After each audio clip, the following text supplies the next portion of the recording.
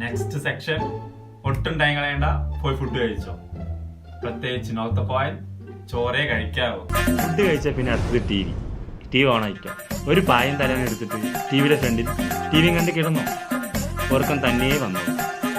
അത്രയ്ക്ക് പവറാ ഉച്ചക്കത്തെ ചോറ്.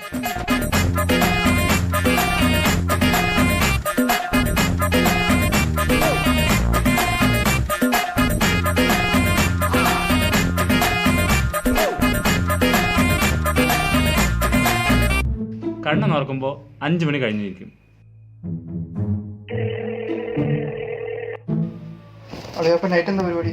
സിമ്പിളാടാ, ഡൗൺലോഡ് ചെയ്തില്ലേ 2 പടം, അതങ്ങോട്ട് എടുത്ത് കണ്ടേക്ക്. അത്രേ ഉള്ളൂ.